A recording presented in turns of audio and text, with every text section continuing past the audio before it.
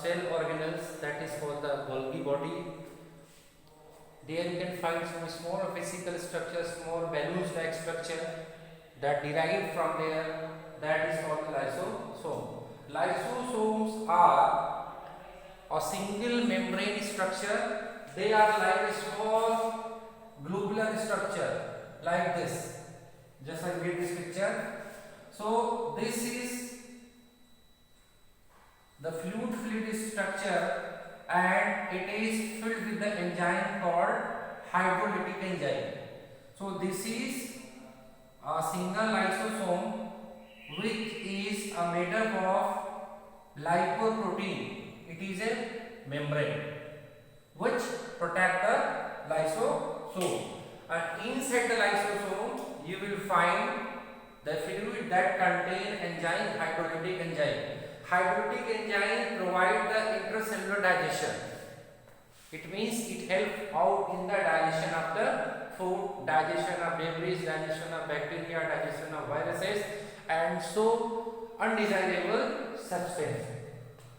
So this lysosome first of all discovered by C.D. Dewey, and it is developed from the Golgi body. You can see this lysosome in the cell. It is scattered in the form of droplet or small balls like structure, and the lysosome which is developed from the Golgi body is known as primary lysosome. It is known as primary lysosome. Primary means first from lysosome. That lysosome contains the enzyme hydrolytic, but it is not activated form. On the other hand, secondary lysosome, here we noted down the secondary lysosome. Secondary lysosomes contain hydrolytic enzyme which is activated. It means it has power to digest the debris, digest the food or bacteria. Now, another name of this lysosome is residual body and suicidal bag. Residual body means when the lysosome contain undigested food only. If the lysosome is filled with the undigested food or it contain undigested food, then it is called as residual. It is called residual lysosome or residual body. And most question, very important question, suicidal bag. Why do we call lysosome as a suicidal bag? So lysosome break down worn out of cell and cell organelles, therefore it is known as suicidal bag. It also removes the foreign material or toxic substances. If there is deficiency of food in the cell, then lysosome start to kill other cell organelles and the cell itself. So it is known as suicidal bag of the cell. Now the function of the lysosome. Lysosome has major two functions. One is intracellular digestion. Digestion is two types, intercellular and intracellular. In the case of intracellular, intra means within the cell, inside the cell, and extracellular means outside the cell. So intracellular digestion, it means within the cell or inside the cell, because this is takes place inside the cell, so it is an intracellular digestion. And it is also called as cellular scavenger. You have seen that some of the insects, some of the birds like eagle, crow, they normally are the scavenger of the environment. Why? Because they minimize the saprophytes or the dead bodies of the animals. Similarly, it is also known as cellular scavenger. It means they are the social worker, they are the worker inside the cell which remove debris, dead remains, toxic substance and digestible things. So we call it the cellular scavenger. So lysosome is the structure which is found in cytoplasm, it is scattered from or in the form of group. Mostly lysosomes are found in the eukaryotic cells. Come to the next one, mitochondria. Mitochondria is one of the very important cell organelles, and this mitochondria was first of all discovered by Kolliker, and the name mitochondria was given by Benda. Benda is given the name, and Kolliker discovered the occurrence of mitochondria. Now the question is, this mitochondria is called as semi-autonomous cell organelles. There are two cell organelles in the cell. One is plastid and second one is called the mitochondria. So these two are called as semi-autonomous cell organelles. What is the meaning of semi-autonomous cell organelles? Semi-autonomous cell organelles means this is an organelle which have their own way of regulation and control, and this type of cell organelles have very important things that is called their own DNA. This is the DNA, their own DNA and their own ribosomes. So plastid and mitochondria both have their own ribosome and they are both DNA. The DNA present in the mitochondria is known as mitochondrial DNA, and it also have nuclear DNA. So there is two kind of DNA present there. Similarly, ribosome also. So we call it the semi-autonomous cell organelles. Now the structure of mitochondria. This mitochondria is sausage cell, like a plate cell or disc-like structure, and it is two membranous structure. This is called outer membrane, this is known as outer, and this is known as inner. You can see that there is some folding. The inner membrane is folded, and this folding is called as cristae. This folding is called as cristae, and this cristae have some badminton-like structure that we call the F1 particle, and this portion is called as mitochondrial matrix. Almost the respiratory enzymes are present in the mitochondrial matrix, because these enzymes take part in oxidation of food, that we call the cellular respiration, and they produce a huge amount of ATP. Therefore, mitochondria is called as powerhouse of the cell. You have seen that in our houses, electricity are supplied from the powerhouses, and the powerhouses are made to generate the electricity. Similarly here, these mitochondria, by the process of cellular respiration, this is the cellular respiration.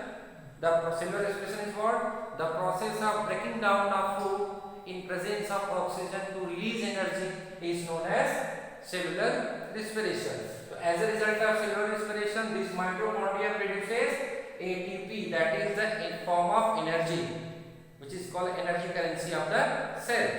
So we call it the powerhouse of the cell. Now the function of mitochondria, there is only two functions of mitochondria.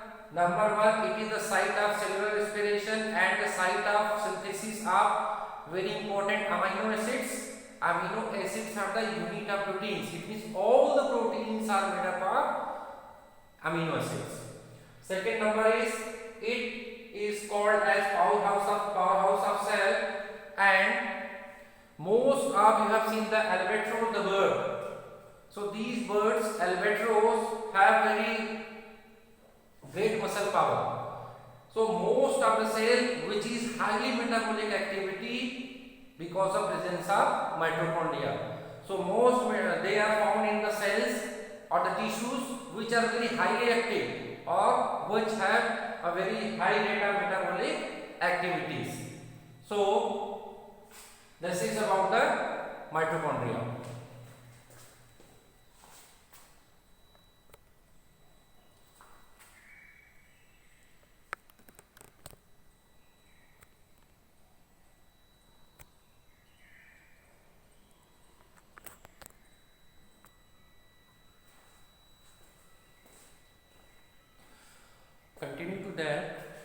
Next cell organelles is the plastids. Plastid is also known as semi-autonomous cell organelles, as I told you earlier.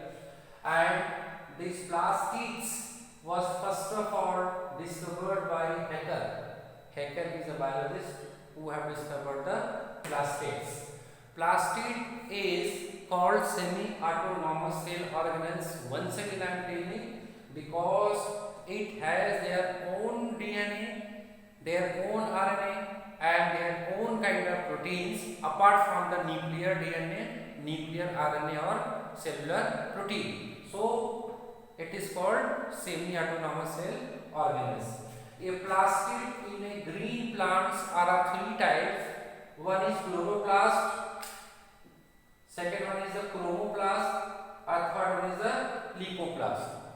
As the name chloroplast most popularly giving the greenish color, yellowish greenish color to the fruits, stem, vegetables and leaves.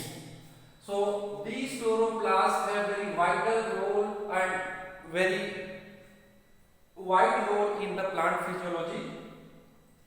And you have seen that normally the unripe fruits like tomato, like chilies, they are greenish in color earlier, but after some times they convert into the red color.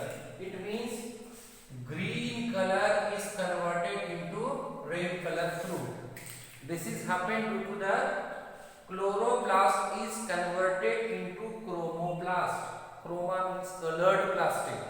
So these two are the colored plastic.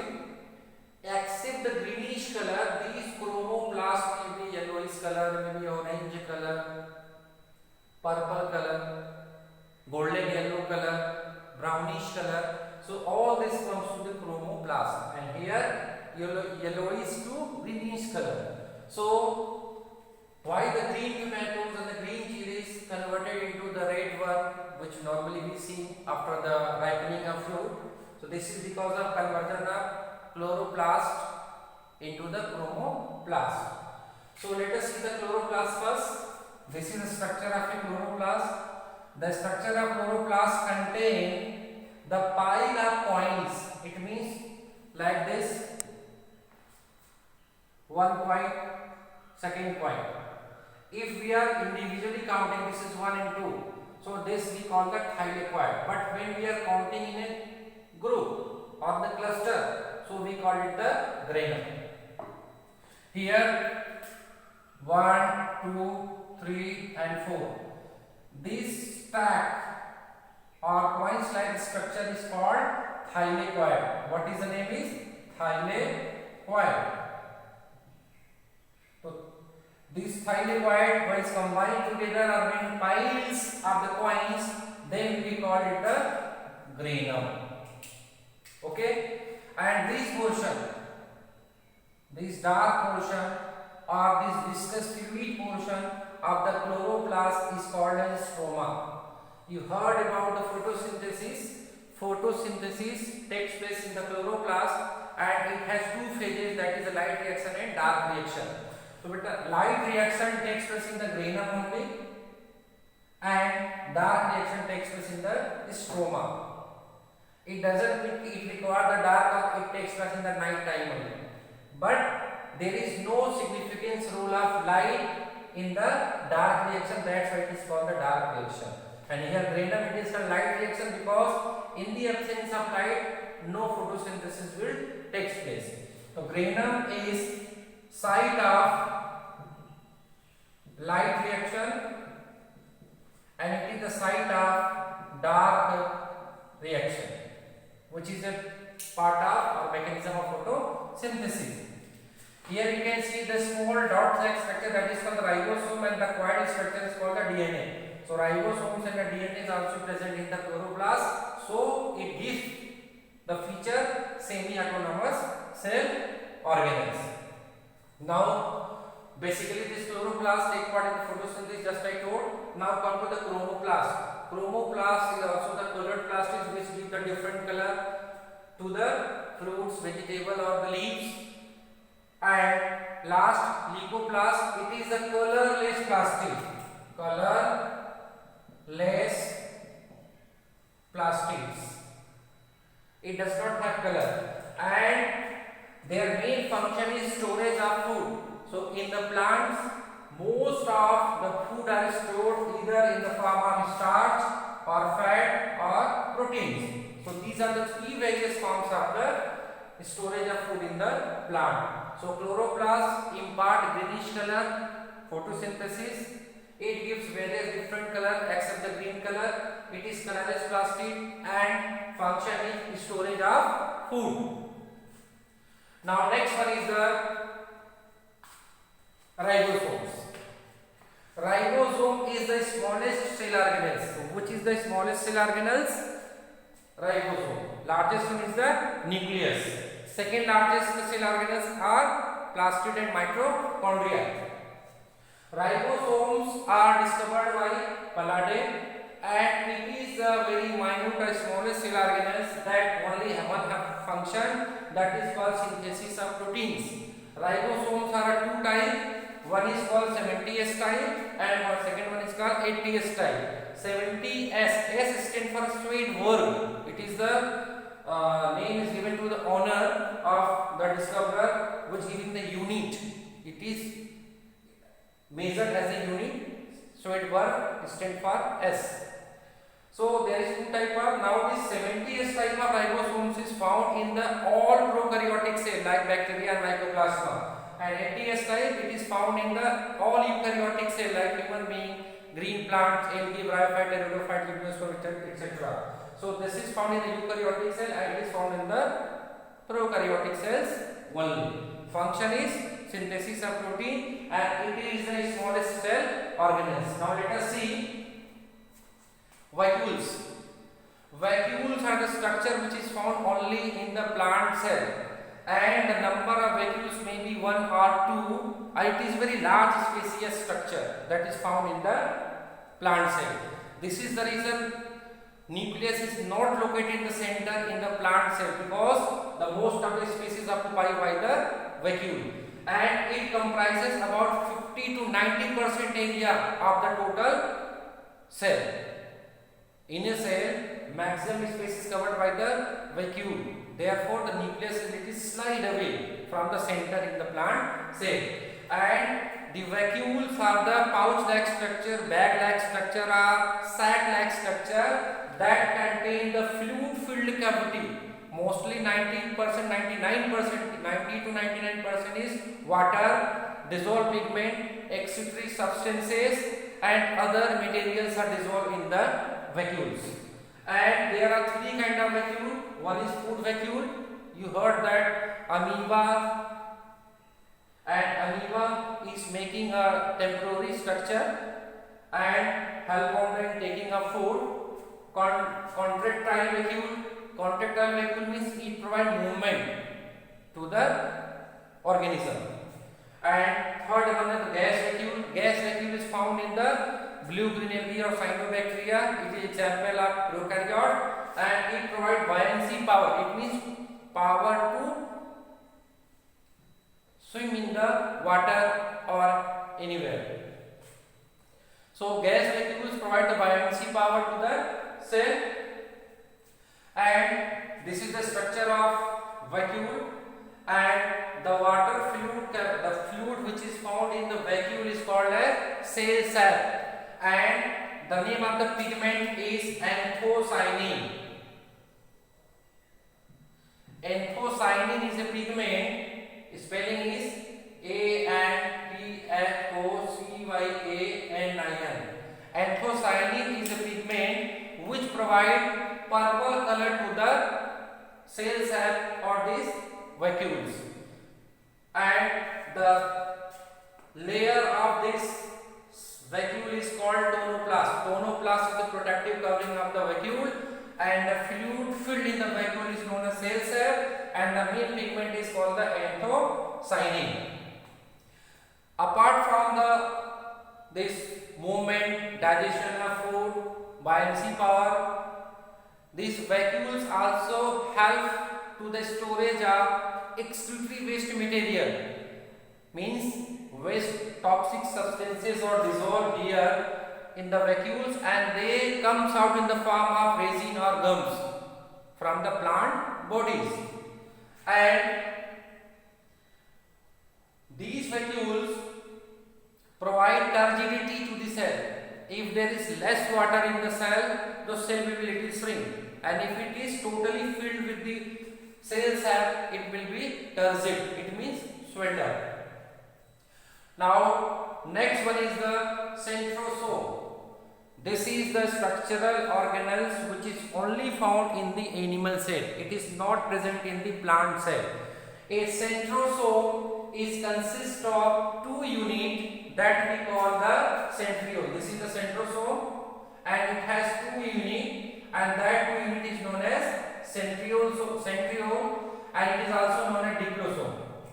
It is also called as diplosome. Both the units of centriole is collectively known as diplosome, and this centrosome is found only in animal cell, and their main function is cell division.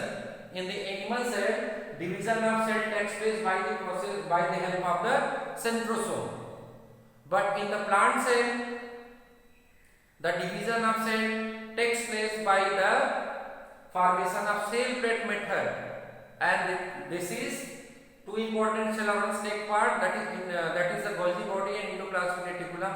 They help out in the division of cell by making cell plate. Cell plate means, suppose this is a cell, in the center there is a formation of this lining structure, and it divides this single cell into the 1 and 2. This is called cell plate method. Now, the last one is cell inclusions. Cell inclusions are those non-living substance, non-living materials which is suspended or which is scattered in the cytoplasm, or they are found in a cell. Most of the cell inclusions are proteins, fat, even the droplet of gas, and some other non-living organic matter. So this is general discussion about the cell organelles along with their function and structure. Now we will discuss in the next video about the structure of nucleus and their function. Thanks for watching.